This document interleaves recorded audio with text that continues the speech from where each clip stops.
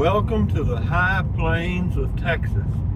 We're just leaving La Mesa, Texas, headed southeast to Big Spring, Texas on Highway 87 South.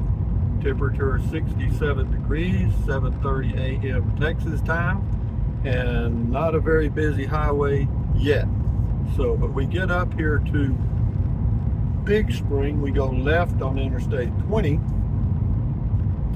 and I feel like the traffic will pick up a little bit. But then we just cruise on into Weatherford for the night, and then tomorrow we go pick up my Class C, which will be Thursday, June the 13th, 2024. And then Friday we do all the paperwork or whatever. We get it all done in 2 days. I got to transfer some money and stuff. But remember the song, it goes like this. When the Lord made me, he made a simple man.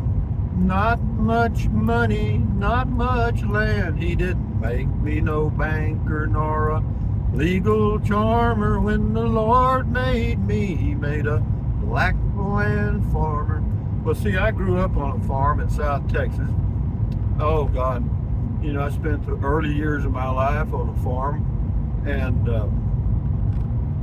we raised hogs and chickens, and we had a few cattle. And, we planted crops, flax mainly back then, which is used for hamburger seeds now, or what hamburger bun seed. But back then, they used the oil for a lot of different things, and it was a very, very lucrative crop if you hit it right. And we did a couple of times. And then we grew maize, not corn, but there was actually a little grain called maize.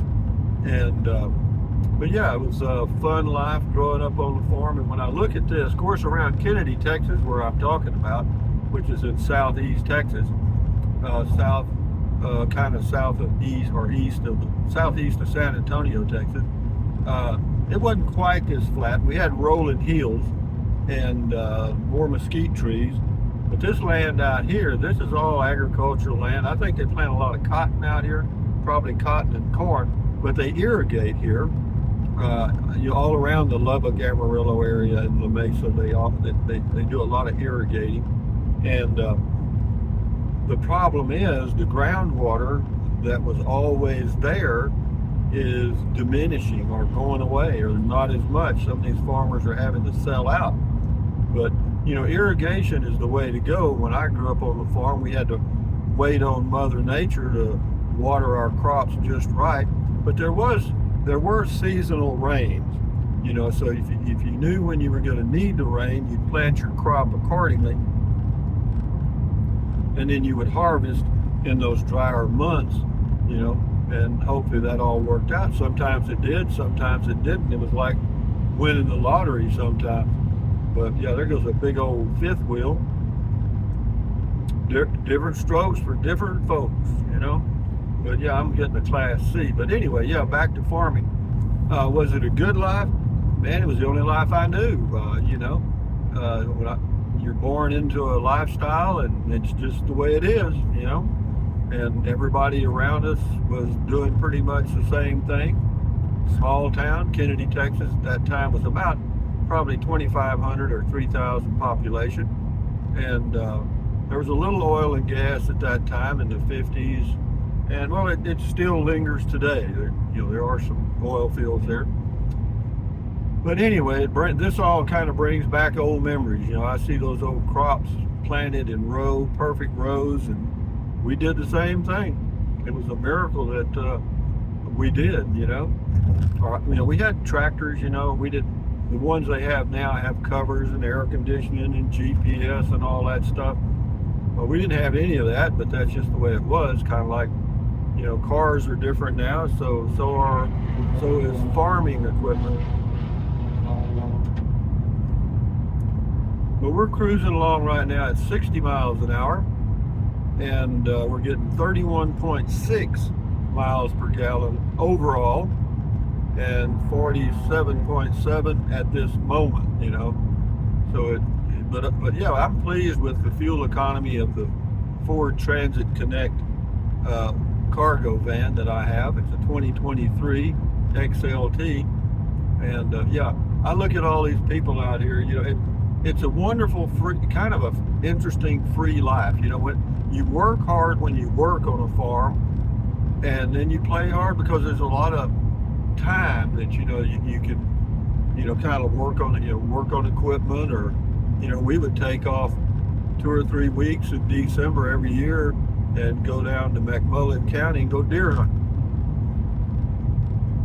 Yeah, Coastal States gas company put a pipeline across our property, and part of the payment that Dad worked with them was they had a deer lease in McMullen County, and a big one, and we would get to go down there 2 or 3 weeks every year to hunt deer, white-tailed deer, not mule deer, and yeah, but it was okay. I don't think I don't think I ever killed a deer then. It was later on in my life that I did kill a couple of deer for what they call camp meat, and I wouldn't have done that, but the owner of the business kind of twisted my arm. He said, "We sure need some camp meat over there by your blind. There's some doe that come up in there. You might want to knock a couple down for camp meat." I hear you. Did I? Hell yeah. I mean, might as well have gone out and hit them in the head with a club. They were just right by the blind. Enough said about that reminiscing. Memory lane. That's what we got. We got good. Most of us have some good and bad memories, but we all have memories of some kind. And, we can remember the past, but we can't remember the future because we haven't done it yet.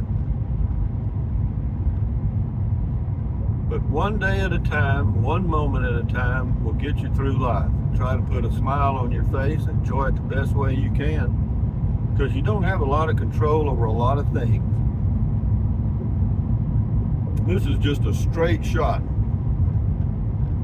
down this highway. I don't think we go through a town. It's about 45, 50 miles from La Mesa to Big Spring, and you're driving through farmland all the way. Now, some of these farmers out here do a little better than just plant crops. Some of these guys have oil and gas on their property. A lot of them do, and yeah, that helps. That'll make a good farmer out of anybody. Same way with ranching. You want to be a good rancher, get you about 20 oil and gas wells on your property, and you're good to go. You can wear those cowboy boots, get that big buckle and that cowboy hat, and a $100,000 pickup that says King Ranch on it, and you got it. And everybody in town says, "Man, here comes old so-and-so. Ain't that a nice truck?" On and on, I think I've told you this before, but in Kennedy, Texas, in the early 50s and mid 50s, none of the men hardly, I don't think, well, let me say this, 90% of the men in Kennedy, Texas probably did not own a suit or a tie and lace up black shoes. They might have had some lace up black shoes, but they were work shoes. But when you went into town, which we did once a week, we'd go on Saturdays to go grocery shopping. We had a 49 Dodge pickup. The kids would ride in the back. There were 4 kids, like Beverly Hillbillies, coming to town. Mother and Daddy ride in the front. They pull up in front of Hubbard's grocery store. Hubbard's on the hill where you stretch your dollar bill, and they would give us our allowance. Our allowance back then in the 50s was $2 a week, and that was cheap labor. Okay, I promise you that was cheap labor. But yeah, so we'd get our $2 allowance, and then we'd head to town. Hubbard's was kind of out on the edge of town, up on a hill. And so then we'd head to downtown to the, see, I don't think we had a Woolworths, but we did have a dime store. I want to say, I can't remember, was it a Benjamin Franklin? I can't remember, but it was a store where they had toys and stuff, and all kind of stuff. They had other things than just toys. But we'd go there, and then and then we'd eventually drift over and catch a movie, or we'd go to Seller's drugstore and get a banana split, which came with a real split banana and 3 scoops of ice cream, typically strawberry, vanilla, and chocolate. And on the strawberry, they put different toppings on all 3 slices of ice cream, and then sometimes they'd put peanuts on top of all that stuff. And yeah, that was, sheesh, 35 cents. That was an expensive deal. I mean, but that's how much it was. But it probably cost you 20 bucks now. Same thing. But yeah, we had the Seller's drugstore was kind of like that TV series with the Fonz, where the kids all met at this little drugstore. Well, it had a little counter, and it had the little round bar stools, you could swivel around on. And it had a few booths. I think it had 2 or 3 booths that you'd sit in. And yeah, that was our kind of hangout, even though there weren't that many kids in Kennedy, Texas, and particularly there weren't that many kids that had enough money to go to Seller's drugstore and get ice cream. But we did. We had $2. But we could spend it any way we wanted to, or we could save it. And I was known to save enough to get model airplanes. I would buy plastic model airplanes, the kind you glue together and then paint, or you put stickers on them. You remember those. And I had a whole collection of those. I had about, 20 of them hanging from the ceiling of my room. And that's the way I grew up, man. Just on a farm with, we lived up on a hill. We had a beautiful view of, sunrises, sunsets and stuff, but you didn't really, the only thing sunrise meant was it's time to go to work. That wasn't a big moment, and or it's time to go feed the hogs or do something. There's always something to do. And yeah, but sunset wasn't bad, because that was usually time we came in from the field, and we'd eat supper, take a bath. And there were 6 people in that house. We had 1 bathroom, and we didn't have a shower because we didn't have enough water pressure to make a shower work. You just had the water tank we had, we called it a cistern, was off the ground about 8 feet, and that difference in elevation to our home was our water pressure, which was just a drizzle out the faucet. But it worked. We lived there for 10 years or more, and then moved to town when I was in my, I guess I was 16 when we moved to town. My grandmother died, or she didn't die. She fell and broke her hip and had to have care, so they put her in a rest home, and then we moved into her house in town a few months later, and Daddy sold the 50 acres around our house. Yeah, he sold 50 acres and the house, which was on one side of Highway 181 South, and then on the other side of the highway is 100, probably 300 or 400 acres over there, and then we had another place. But yeah, it was a pretty big little farm at one time. And then we also, my dad was what they call a sharecropper. Not only would he plant his property, but he would lease on shares other property and plant that, and then pay the owner based on what they received from the crop, so that everyone was sharing the risk. So that if there was a no crop or a bumper crop, you won or lost. So yeah, you didn't have to worry about paying a lease if there was no crop, or if it was a bad crop. You know what I mean? So moving along here, I don't know how long it's going on, but I'm just reminiscing, killing time, because I got me a cup of coffee this morning. They had that little breakfast thing they have at the motels, and they had scrambled eggs and sausage rolls and toast. You could toast some bread, put jelly on it, and so I got me some scrambled eggs, and they had gravy. I put a little gravy on it. I mean, real health food, you know what I mean? And but I didn't get much, but did get me a cup of coffee, and because I didn't make any tea this morning, but it's caffeinated. I can see clearly now. I mean, it's good old black coffee. You know what I mean?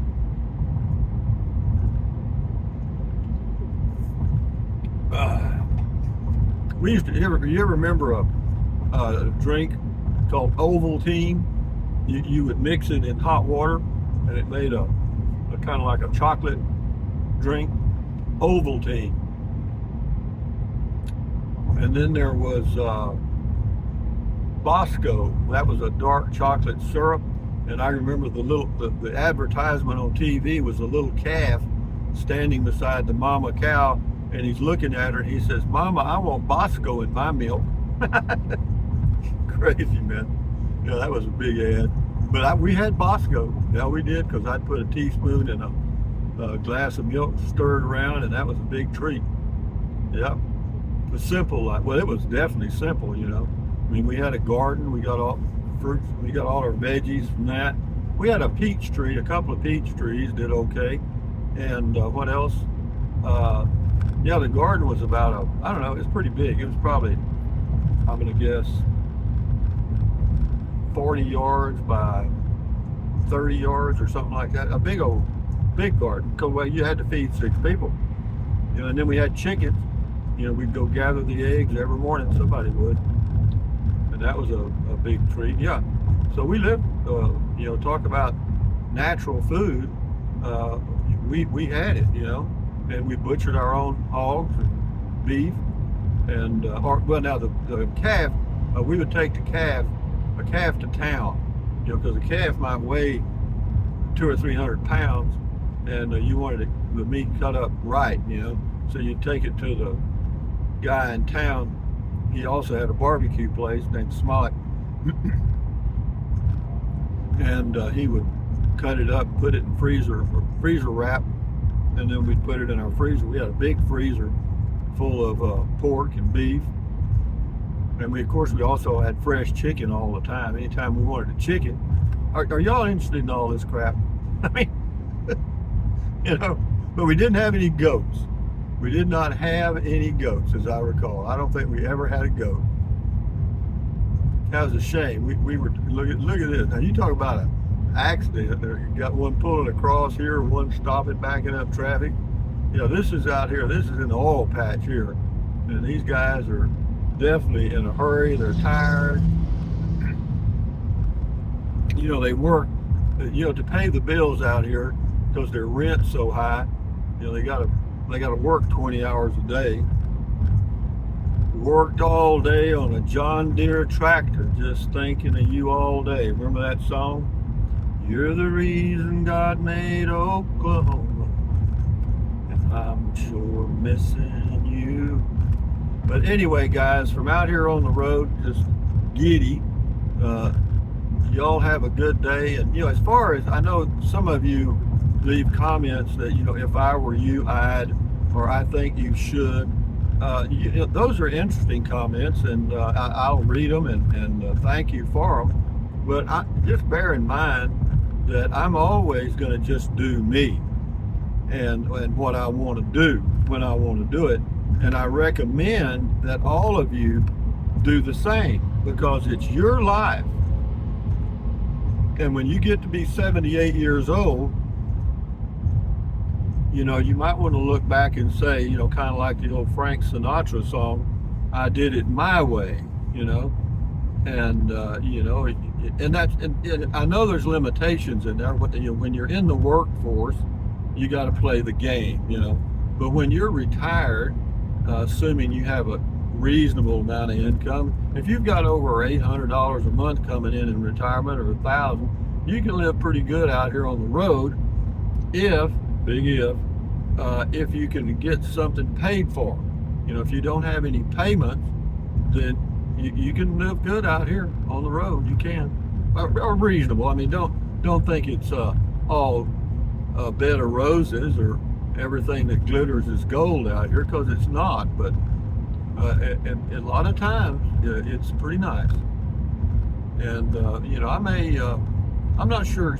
I haven't really thought through my plan, other than to go get a Class C and live or park it at the Carrizozo property and stay there. See, the good thing is I've got water and electric and sewer if I need it, and so but the restrictions are you're supposed to just hook up to electric, and that's fine. I can do that.